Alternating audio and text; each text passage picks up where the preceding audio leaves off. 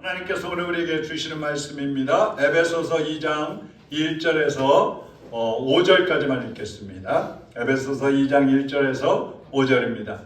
교독하겠습니다. 5절은 같이 읽습니다. 그는 허물과 죄로 죽었던 너희를 살리셨도다.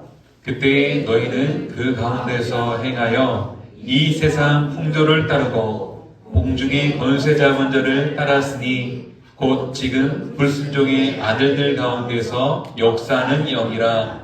전에는 우리도 다 그 가운데서 우리 육체의 욕심을 따라 지내며 육체와 마음에 원하는 것을 하여 다른 이들과 같이 본질상 진노의 자녀이었더니 긍휼이 풍성하신 하나님이 우리를 사랑하신 그 큰 사랑을 인하여 허물로 죽은 우리를 그리스도와 함께 살리셨고 너희는 은혜로 구원을 받은 것이라.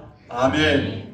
하나님 아버지, 오늘도 주님의 말씀을 들고 섰습니다. 성령님께서 종을 주장하여 주옵시고 진리와 생명의 말씀을 전하게 하셔서 우리의 심령이 새로워지고 우리의 마음이, 우리의 믿음이 강건하여져서 하나님의 일꾼들로 살며 하나님의 자녀로 살아가는데 부정함이 없도록 도와주시옵소서. 이 시간에 성령님이 친히 이 자리에 임재하여 주옵소서. 각 사람의 심령을 만져주시옵소서. 상처난 심령들이 치료되게 하여 주옵시고 죽은 영혼들은 살게 하여 주옵시고 침체되어 있던 심령들이 회복되고 일어날 수 있도록 성령님 도와주시옵소서. 예수 그리스도의 이름으로 기도하옵나이다. 아멘. 한번 따라하겠습니다. 죽었던 자를 살리신 은혜. 가을이 돼서 들판에 나가보면 허수아비들이 있죠. 농작물을 보호하기 위해서 새들을 쫓고 또 동물들이 와서 밭을 망가뜨리는 것을 막기 위해서 허수아비를 세워놓습니다. 그러면 새들은 그 허수아비가 사람인 줄 알고 살아있는 것인 줄 알고 막 접근을 하지 못하고 도망가는 것을 볼 수가 있어요. 우리나라에는 인구가 5천만 명 이상이 됩니다. 수많은 사람들이 전국을 누리면서 살아가고 있어요. 그런데 그 영혼들은 죽어있는 사람들이 너무나 많습니다. 허수아비에게는 생명이 없고 죽어있는 것처럼 실제로 보기에는 살아있는 것 같은데 그 영혼을 들여다보면 죽어있는 사람들이 많다는 것이죠. 여러분, 의사가 여러분에게 당신은 이제 얼마 있으면 죽습니다 이렇게 말하면 마음이 어떻겠어요? 사람들은 죽는다고 하면 두려운 마음이 먼저 생깁니다. 또 거부 반응이 생깁니다. 그런데 육신의 죽음에 대해서는 두려워하기도 하고 거부 반응도 있는데 영의 죽음에 대해서는 관심이 없는 사람들이 많아요.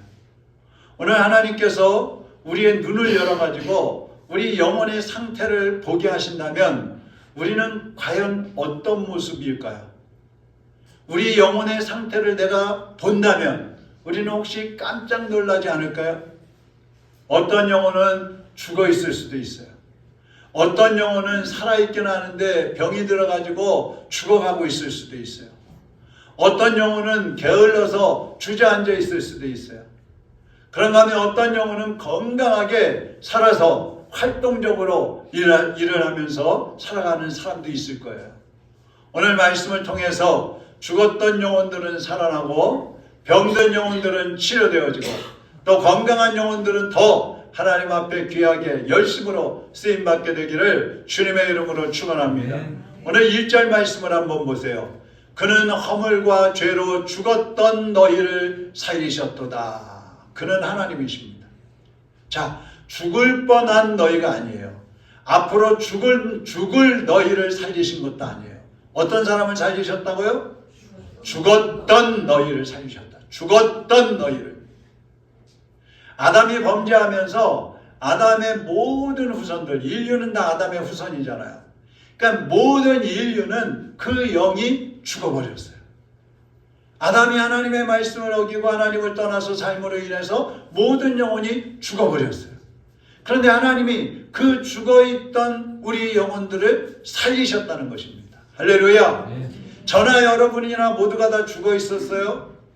아무리 활동적이고 아무리 많은 것을 가지고 있고 아무리 아름답게 치장했던 사람도 다 죽어 있었던 사람들이에요. 그래서 오늘은 이 본문을 통해서 죽은 자의 특징과 또 살려주신 하나님의 은혜를 함께 나누려고 하는 것입니다. 첫 번째로 영이 죽어있는 사람들의 특징을 볼 수가 있어요. 그 특징이 뭐냐 하면 첫 번째로는 죽음의 원인인데, 사람들이 죽은 원인이 뭐냐면 허물과 죄로 죽었다 그랬습니다. 허물이라는 것은요, 정상적인 길, 정로를 벗어난 걸 말하는 거예요. 정상적으로 가야 할 길을 벗어난 것이 허물입니다. 죄라는 것은 관역, 활을 쏘면 이 관역이 있잖아요. 총 쏘면 관역이 있잖아요. 그 관역을 빗나간 것, 그것이 죄라고 하는 것입니다. 1983년 9월 1일에 우리나라 대한항공이 소련의 그 사할린 영공을 지나다가 이 항로를 이탈했다고 해가지고 소련 전투기가 미사일을 쏴서 추락을 했죠. 그래서 269명이 사망을 한 적이 있습니다. 하나님께서는 우리 인간들을 창조하시면서 하나님만 섬기고 하나님 말씀에 순종하면 생명의 길을 갈 것이다. 생명의 길을 얻을 것이다. 영원한 생명을 누리게 될 것이다. 그렇게 약속을 해주셨어요. 그런데 인간은 사탄의 말을 듣고 사망의 길을 가게 된 것입니다. 이것이 최초의 이제 우리에게 비극인 것이죠.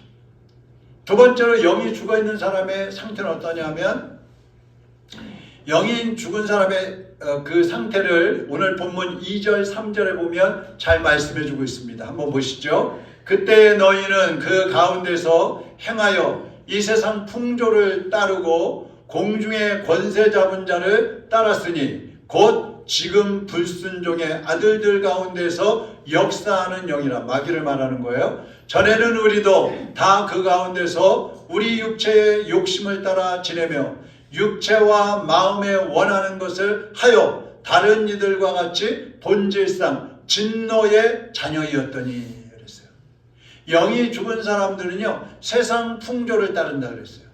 영적인 일보다 육신의 일을 우선합니다. 하나님과의 관계보다 인간관계를 더 중요시합니다. 더 안타까운 것은 욕심 때문에 물질과 환경에 끌려다니는 것을 볼 수가 있어요. 믿음이 좋다고 하는 다윗을 보면은요, 어느 날 옥상에 올라가서 거닐다가 그 옆에 자기 그 부하 장군 우리야 장군의 집이 있었는데 그 아내가 목욕하는 것을 목격을 하게 됩니다. 그 순간에 그 마음에 정욕이 끌어올랐고 그것을 참지 못해서 그 부하 장군을 데려다가 간음을 했고, 그 사건으로 인해서 또 자기의 그 충성된 장군을 전쟁에 나가서 죽게 만들기도 했어요. 엄청난 죄를 지은 거예요. 베드로와 몇몇 제자들을 보면은요, 부활하신 예수님을 만났거든요. 예수님이 찾아오셔서 보여주셨어요. 그런데 예수님이 이제 부활하신 예수님을 만나고 나서 예수님이 가신 다음에 이들이 먹고 살 걱정이 되는 겁니다. 그래서 제자들 몇몇 사람들이 다시 고기를 잡아 먹고 살려고 바다로 나가는 것을 볼 수가 있어요. 이 사람들은 환경에 흔들리는 사람이고 세상 풍조에 따라가는 그런 사람이었던 것입니다. 또 영이 죽은 사람의 특징 뭐냐 하면 공중 권세 잡은 자를 따라 산다 그랬어요. 공중 권세 잡은 자는 사탄을 말하는 겁니다. 사탄은 하나님을 떠나게 만듭니다. 우상을 섬기게 만듭니다. 세상을 따라 살다가 인생을 망하게 만드는 것이 사탄이에요. 예배를 열심히 하던 사람이 한 번, 두 번 빠지다가 결국에는 교회를 떠나는 일을 떠나게 만들고, 헌금을 잘하던 사람이 물질에 매여서 살다가 결국은 하나님 앞에 드리는 것을 못하게 만들고, 열심히 기도하고 전도하던 사람들, 봉사하던 사람들이 바쁘다고 세상 일을 따라가다 보니까 영적으로는 게을러지고 나태하게 만드는 거예요. 이게 다 마귀가 하는 짓이에요. 오늘 본문 3절에 보면 영이 죽은 사람들은 육체와 마음이 원하는 대로 산다 그랬어요. 내 육체가 원하는 대로, 내 마음이 원하는 대로, 육신의 생각이 떠오르는 대로 살아가는 거예요. 근데 여러분, 영이 살아있는 사람은요, 영의 생각과 육신의 생각 사이에서 갈등을 합니다. 고민을 많이 해요. 어떤 일을 할 때에도 이 육신의 생각이 안 떠오를 수는 없으니까 갈등을 하는 거예요. 내가 이렇게 해도 될까? 하나님이 이게 원하시는 걸까? 아닐까? 고민을 하는 거예요. 그런데 영이 죽어있는 사람은 그런 고민조차도 없는 거예요. 그냥 내 육신의 생각에 떠오르는 대로 이게 옳다고 판단되는 대로 그대로 살아버리는 것입니다. 요한계시록에 보면 소아시아 7교회가 나옵니다. 그 교회들 가운데 사대교회가 있어요. 이 사대라는 것은 지역 이름인데 이 사대 지역은 많은 사람들이 왕래하고 사업이 번성하고 막 유통이 이루어지는 그런 발달된 그런 도시였어요. 그러니까 물질도 풍요롭고 사람들이 살기에 어렵지가 않았습니다. 그러니까 겉으로 보기에는 굉장히 활기차고 수많은 사람들이 오가는 그런 곳인데 영적으로 보면 우상을 섬기는 도시였고요. 영적으로는 하나님을 멀리하는 게으른 도시였어요. 그래서 하나님은 이 도시를 살았다는 이름은 가졌으나 죽은 교회로다 그랬습니다. 겉으로 보면 살아있는데 속은 죽어있다는 것입니다. 우리가 성탄절이 되면요, 지금은 뭐 이렇게 나무를 함부로 꺾을 수 없으니까 못하지만 옛날에는 제가 어렸을 때만 해도 소나무를 꺾어가지고 와가지고 교회에다가 장식을 해놓고 거기에다가 눈가루도 뿌리고 종도 달아매고 별도 달고 뭐 이렇게 반짝이도 뿌려놓고 막 그러면서 꾸몄어요. 그럼 굉장히 보기가 아름답습니다. 그러니까 보는 사람들은 아름답다고 하는데 사실은 그 소나무는 어떤 거예요? 살았어요? 죽었어요? 죽은 거예요. 뿌리에서 이 본체에서 떨어져 나오는 순간 그 나무는 죽어버린 겁니다. 여러분 지금 우리 자신을 보면요, 내 영이 죽은 것도 모르고 어떤 사람은 난 박사야, 나는 부자야, 나는 권력이 있어, 나는 인기와 명예가 있어 막 사회적으로 활동을 많이 해요. 자기는 살아있다고 생각하는 거예요. 그런데 그 영은 죽어있는 사람들이 있어요. 외모는 번지르하고 외모는 멋있고 외모는 많은 것을 갖추고 있는 것처럼 보이는데 그 영이 죽어있는 사람들이 있어요. 영이 죽어 있으면은 외적인 것에만 관심을 갖게 되는 겁니다. 그런데 여기 3절의 끝에 보면 영이 죽은 사람들은 진노의 자식이라고 그랬어요. 진노의 자식. 육신의 생각과 세상 풍족을 따라 살고 그런 사람들에게는 하나님의 진노가 그 위에 머물러 있다고 그랬습니다. 요한복음 3장 36절을 우리 같이 읽어보겠습니다. 시작. 아들을 믿는 자에게는 영생이 있고 아들에게 순종하지 아니하는 자는 영생을 보지 못하고 도리어 하나님의 진노가 그 위에 머물러 있느니라. 아멘. 아들이 있는 자, 예수 그리스도가 그 안에 있는 사람은 영생이 있다 그랬어요. 그러나 아들이 없는 사람은 영생은 고사하고 그 위에 하나님의 진노가 머물러 있다 그랬어요. 저는 이 말씀을 볼 때마다 생각나는 게 저희 외갓집에 저희 어머니 옛날에 사시던 파주에 가면은 화로가 있었어요. 화로 아시죠? 모르시는 분도 계시죠? 네. 화로. 이 집에 둥그런 이 재를 불을 담을 수 있는 그런 화로가 방 안에 있어요. 그럼 거기에 인두도 이렇게 껴놓고 밤 같은 것도 재에다 묻어놓으면 그게 익어갖고 나중에 까먹으면 아주 맛있어요. 근데 겉에서 보면 불이 없는 것 같은데 인두를 가지고 이렇게 재를 휘어져 보면 속에 불씨가 있습니다. 이 불덩어리를 머리 위에 이고 다닌다고 생각해 보세요. 언제 그 불덩어리가 떨어질지 몰라요. 그런데 예수님을 믿지 않고 세상을 따라 살아가는 그런 사람들은 이 화로하고는 비교도 될 수 없이 무서운 하나님의 진노가 그 위에 머물러 있다고 하는 거예요. 우리는 어떤 고난이 오면 하나님이 나를 징계하셨나? 이런 생각하죠. 아니면 내가 왜 예수님 잘 믿는데 이런 진노가 오지? 이런 고통이 오는 거지? 그렇게 생각하잖아요. 그런데 평소에는 아무 일 없을 때는 그런 생각조차도 안 하는 거죠. 하나님의 진노가 임했을 때에는 이미 돌이키기가 힘든 거예요. 그 이전에 우리가 그 진노에 머무르지 않도록, 그 진노를 받지 않도록 하나님 앞에 바로 서 있어야 하는 것이죠. 여러분의 머리 위에 이러한 하나님의 진노가 없기를 바랍니다. 그러니까 죽은 사람의 영혼들은 이렇게 무서운 그런 하나님의 진노 속에 어떤 무서운 그 환경 속에 언제 어떤 고통이 올지 모르는 그런 환경 속에 살아가고 있는 거예요. 근데 사람들이 그것을 모르고 내 육신이 살아있으니까, 사회적으로 막 활동하고 있으니까 그런 두려움을 느끼지 않고 살아가고 있다는 것입니다. 이것이 비극입니다. 그러면 그게 두 번째로 죽었던 영혼을 살려주신 하나님의 은혜를 보겠습니다. 오늘 본문 4절 5절을 보세요. 같이 읽어보겠습니다. 긍휼이 풍성하신 하나님이 우리를 사랑하신 그 큰 사랑을 인하여 허물로 죽은 우리를 그리스도와 함께 살리셨고 너희는 그 은혜로 구원을 받은 것이라. 아멘. 하나님은 죄인들을 심판하시고 지옥에 던져버리셔야지 마땅했어요. 그렇지만 사랑이 많으신 하나님께서는 우리를 살리기 위해서 인간의 모습으로 이 땅에 오셨고 십자가에 달려 돌아가셨다가 3일 만에 다시 살아나셨어요. 십자가에 달리신 그 예수님은 인류의 죄를 한 몸에 지고 돌아가신 죄덩어리로 십자가에 달리신 것입니다. 그 예수님이 십자가에 달려 계실 때에는요, 죄덩어리인 거예요. 죄덩어리. 인류의 죄를 지고 간 죄덩어리. 그런데 3일 만에 부활하실 때 그 부활체는 영원한 생명을 가지고 부활하신, 다시 살아나신 그러한 몸인 것입니다. 그래서 예수님을 믿는 사람은 누구든지 그 죄인으로 살던 모습은 예수님과 함께 십자가에 못 박히는 것이고, 또 예수님과 함께 다시 부활하면서 새로운 생명을 얻고 새 사람으로 거듭나는 것입니다. 죄인이 의인이 되고 죽었던 사람이 다시 살아나는 것은 전적으로 하나님의 은혜인 것입니다. 우리가 하는 것은 아무것도 없어요.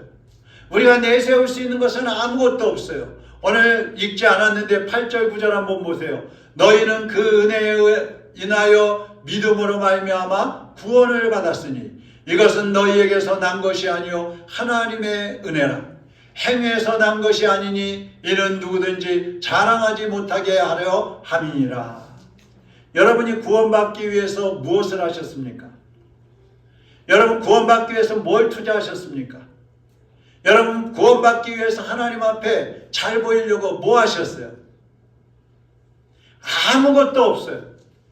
구원받는 일에 대해서 우리는 아무것도 한 게 없어요. 그래서 자랑할 게 없어요. 오직 하나님의 사랑과 은혜로 구원을 받은 것입니다. 아멘. 그래서 자랑할 게 없단 말이에요. 천국에 가도 자랑할 게 없어요. 우리는 그냥 하나님의 은혜에 감사할 따름인 것입니다. 구약에 요나서라는 성경이 있습니다. 그 성경에 보면 이스라엘의 원수같이 지내던 아수르의 니누에가 이제 수도인데, 그 니누의 사람들이 너무 악하게 사니까 하나님께서 이제 심판을 하시려고 합니다. 그런데 하나님은 사랑의 하나님이시잖아요. 그 도시에 12만 명이나 되는 수많은 사람들이 있는데 그들을 다 심판하실 수가 없어요. 그래서 그들에게 회개할 기회를 주시기 위해서 요나 선지자를 보내죠. 근데 요나가 말을 안 듣고 배 타고 딴 데로 도망가다가 풍랑이니까 이제 그 배 선장이 누구 때문이냐 해서 제비를 뽑았는데 요나가 뽑힌 거예요. 그래서 요나를 바다에 던졌는데 요나를 큰 물고기가 꿀꺽 삼켜버립니다. 그리고 니누의 바닷가에 가서 토해버렸어요. 근데 신기한 것은 하나님이 물고기 뱃속에서도 요나를 죽지 않게 하셨다는 거예요. 오히려 그 뱃속에서 하나님 잘못했어요. 제가 그 니느웨에 가서 회개하라고 외쳐야 되는데 도망가다가 그랬는데 하나님 용서해 주세요. 제가 살려주시면 가겠습니다. 그래서 니느웨 바닷가에 토해냈고 거기에 가서 3일 길을 다니면서 하나님이 너희들을 심판하신다. 회개하지 않으면 심판하신다. 회개하고 돌아와라 막 외칩니다. 그랬더니 니느웨 사람들이 왕으로부터 백성들, 짐승들까지 다 3일 동안 금식을 시키는 거예요. 그러면서 철저하게 하나님 앞에 회개했을 때 하나님이 그들을 심판하지 않고 살려주시는 것을 볼 수가 있어요. 자, 여러분 보세요. 그럼 니느웨 사람들이 심판받지 않고 구원받은 것은 그들이 의로워서입니까? 그들이 뭔가 하나님 앞에 한 것이 있어서 그럴까요? 그렇지 않아요. 아무것도 한 게 없어요. 그냥 회개하라 그러니까 회개한 것밖에 없는 거예요. 오직 하나님의 사랑으로 그 죽었던 영혼들이 살아나게 된 것입니다. 우리도 마찬가지예요. 마귀의 노예로 마귀에게 끌려다니면서 세상을 따라다니면서 살다가 죽을 수밖에 없었던 우리들인데 하나님께서 외아들 예수님을 내어주시면서 우리를 구원해 주신 것입니다. 그리고 하나님의 자녀로 오늘 이렇게 하나님 앞에 예배드릴 수 있는 은혜를 주신 것입니다. 근데 안타까운 것은요, 교회를 다니면서도 죽은 사람처럼 사는 사람들이 많이 있다는 거예요. 믿음을 고백하지 못하고 하나님의 자녀로 살아가지 못하고 세상 풍조에 끌려다니고 또 마귀에게 지배를 받으면서 살아가는 사람들이 아직도 있다는 것입니다. 우리를 대신해서 십자가에 죽어주신 그 예수 그리스도의 사랑을 이해하지 못하고 아들까지 내어주신 그 하나님의 사랑을 깨닫지 못하고 여전히 환경을 따라다니고 육신의 생각을 따라다니고 마귀가 시키는 대로 따라다니는 수많은 사람들이 있다는 말씀이에요. 이것이 안타까운 겁니다. 그런 사람들을 보면 성도들도 마찬가지지만 목회자가 참 가슴이 아파요. 정말 내가 저 사람들을 위해서 할 수 있는 것이 무엇인가? 내가 희생해서 돌아올 수 있다면, 바로 설 수 있다면 희생을 할 텐데, 내가 무엇인가를 해서 하나님 앞에 바로 설 수 있다면 그 일을 하고 싶은데, 그것이 목회자의 심정인 거예요. 예수 그리스도가 우리를 살리기 위해서 십자가에 못 박혀 죽어주셨지만 여러분, 인류가 다 예수 믿는 거 아니잖아요. 예수님이 12제자를 부르셨지만 그 12제자가 모두 주님의 사도가 된 게 아니잖아요. 가룟 유다는 예수님을 배신해버렸잖아요. 그 11명이 구원받고 사도가 된 것보다 그 한 사람이 주님을 떠나고 배신하고 마귀의 속삭임에 넘어가서 결국은 자살해서 죽었을 때 예수님의 가슴이 얼마나 찢어지셨겠어요. 그게 더 아픈 거예요. 그러니까 많은 성도들이 와서 신앙생활 잘하고 믿음으로 바로 서 있는 거 보면 기쁘기도 하지만 한 영혼이 실종하고 한 영혼이 방황하고 있을 때에 그 마음을, 그 사람의 모습을 볼 때 가슴이 더 찢어지는 거예요. 로마서 8장 6절에서 8절 한번 보세요. 육신의 생각은 사망이요 영의 생각은 생명과 평안이라 그랬어요. 육신의 생각은 뭐예요? 사망이라 그랬어요. 그러니까 육신을 따라 살아가는 사람들을 보면 저 사람이 지금 사망으로 향해서 가고 있네. 이걸 보니까 얼마나 안타깝겠어요. 생명으로 나오면, 하나님께로 나오면 생명을 얻을 수 있고 평안을 얻을 수 있는데 세상에서 살면서 평안을 누리지 못하고 생명을 누리지 못하고 불안하고 두렵고 초조하고 고통 속에 살아가는 모습을 볼 때 너무 안타까운 것입니다. 7절을 보세요. 육신의 생각은 하나님과 원수가 된다 그랬어요. 육신을 따라 살면 하나님과 원수가 되는 거예요. 8절을 보세요. 육신에 있는 자들은 하나님을 기쁘시게 할 수 없다 그렇게 말씀하고 있어요.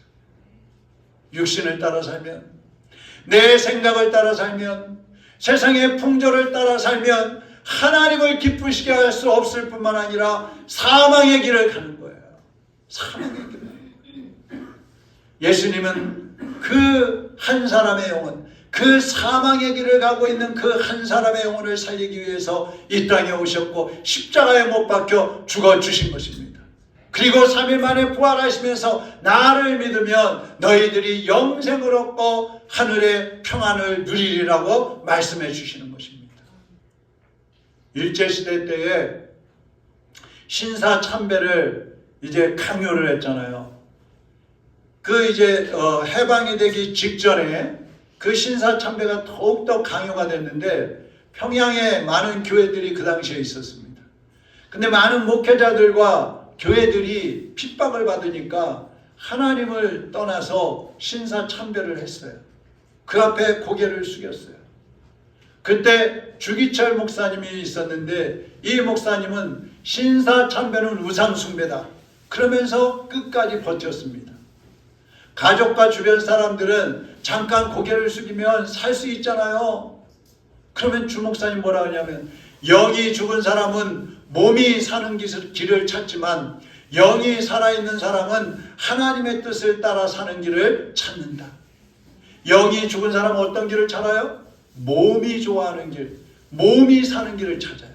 그러나 영이 살아있는 사람들은 하나님의 뜻대로 사는 길을 찾는다 그랬어요.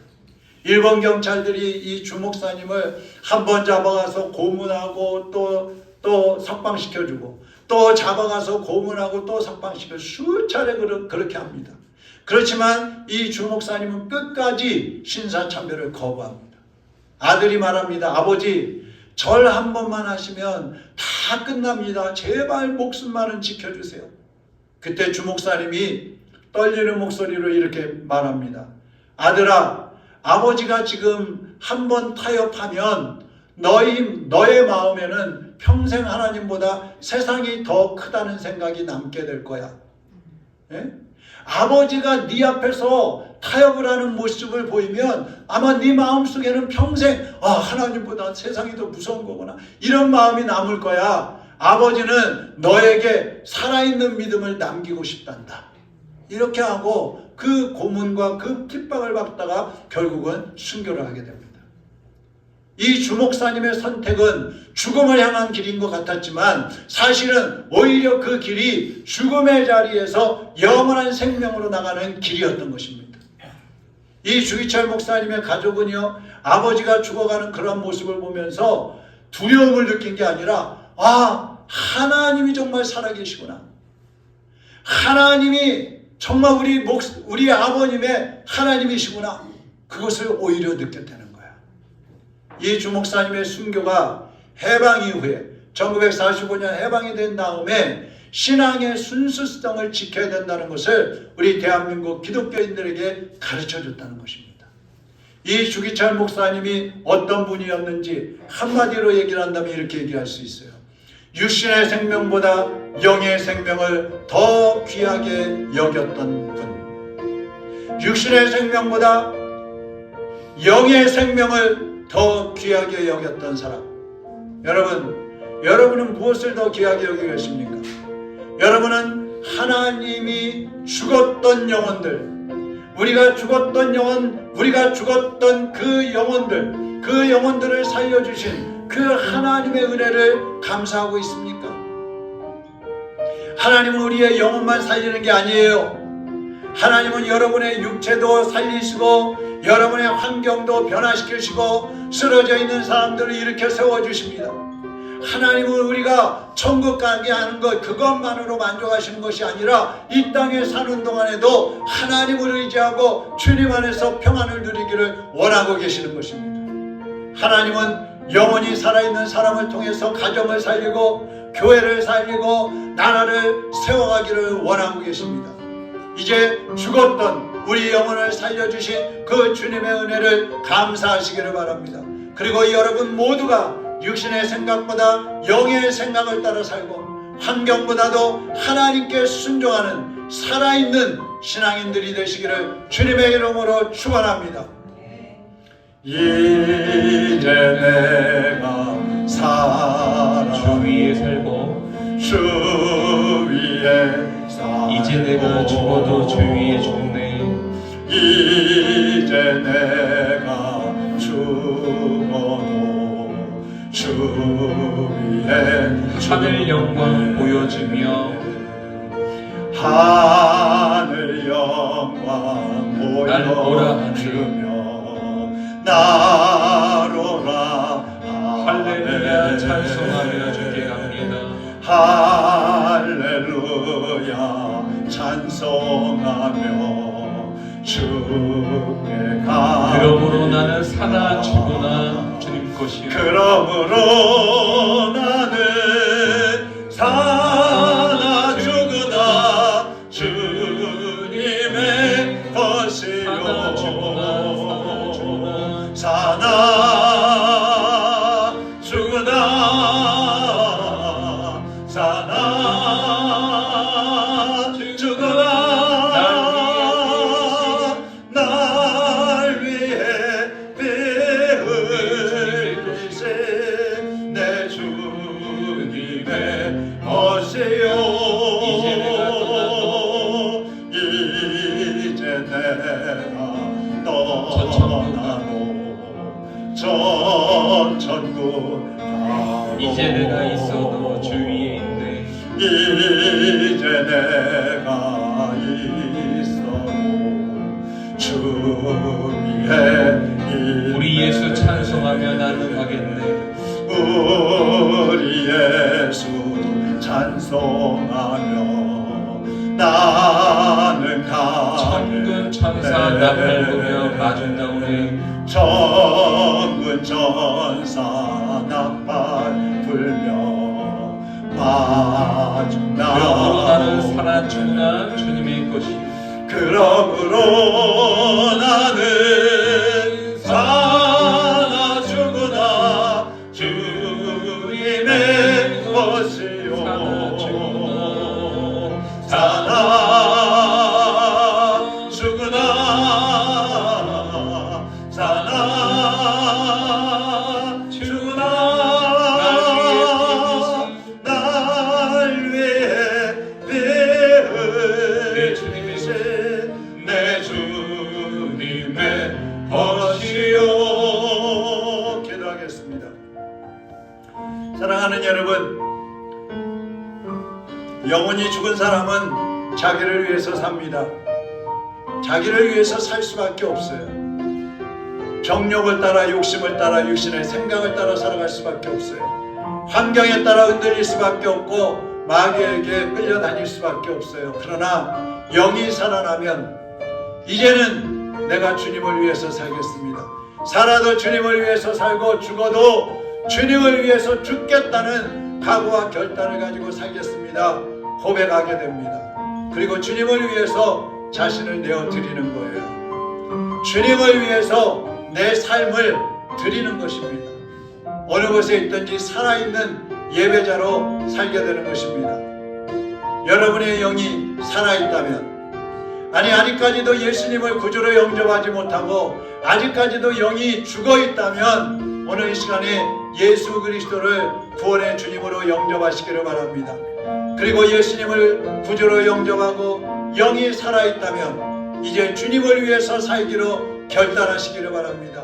여러분, 새해가 되었는데 우리 주님 앞에서 내가 어떻게 신앙생활할 것인지, 내가 어떻게 좀 더 주님을 기쁘시게 할 것인지 믿음의 결단을 하시기 바랍니다. 성령님 인도해 주시도록, 성령님 지혜를 주시도록, 성령님 깨닫게 해주시도록, 성령님 내가 주님의 깨닫게 하심을 따라 살아갈 수 있게 달라고, 육신의 생각이 아니라 영의 생각을 따라 살아갈 수 있게 달라고 기도하시기를 바랍니다.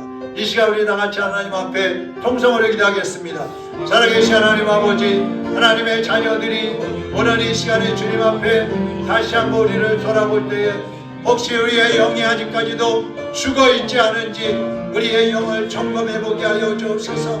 죽은 영혼이 있다면 오늘 예수 그리스도를 구주로 영접하고 주님 안에서 그 영이 살아나게 하여 주옵소서. 깨어나게 하여 주옵소서. 잠자는 영혼이 있다면 깨어나게 하시고 병든 영혼이 있다면 치료되게 하여 주시옵소서. 주여, 이제 주님 앞에 일어나게 하여 주옵소서. 게으르고 나태한 모습으로 있다면 오늘 이 시간에 부지런함과 열심을 품고 주를 섬기게 하여 주옵소서. 육신의 생각을 따라 살지 않게 하시고 영의 생각을 따라, 영의 계획을 따라 살게 하여 주옵소서. 하나님, 이제 우리 영혼이 살아있다면 환경을 극복하고 마귀를 물리치고 육신의 생각을 조절하고 절제하면서 하나님의 뜻을 따라 살아가고 하나님을 기쁘시게 하고 하나님께 영광 돌리는 주님의 자녀로 살아갈 수 있는 은혜를 더하여 주시옵소서. 오늘 믿음으로 결단하고 하나님 앞에 서는 주의 백성들 한 사람도 흔들리지 않게 하시고 주님 안에 온전히 서서 주님의 뜻을 이루어 아버지의 영광을 드러내며 예수님을 닮아가는 하나님의 자녀들로 살아갈 수 있도록 인도하여 주시옵소서. 사랑하는 주님, 지금까지 육신의 생각을 따라 살아왔다면 이제는 육신의 생각을 끊게 하시고 영의 생각을 따라 살게 하여 주시옵소서. 예수님을 믿으면서도 영적으로 병들어 있고 나태하고 게을러서 주저앉아 있었다면 주님을 의지하고 믿음으로 영의 생각을 따라 살아야 하는데 그렇게 하지 못하고 육신의 생각을 따라 살아가고 있었다면 이제는 주님 앞에 결단하고 돌이키게 하여 주시옵소서. 영의 생각으로 육신의 생각을 이기게 하여 주시옵소서. 하나님의 말씀으로 세상 환경을 정복하며 살아가게 하여 주시옵소서. 영적 권세를 가지고 마귀의 권세를 깨뜨리게 하여 주옵시고, 육신의 소욕을 절제하게 하여 주시옵시고, 영적 승리자로 살아가는 하나님의 자녀들이 되게 하여 주시옵소서. 예수 그리스도의 이름으로 기도하옵나이다. 아멘.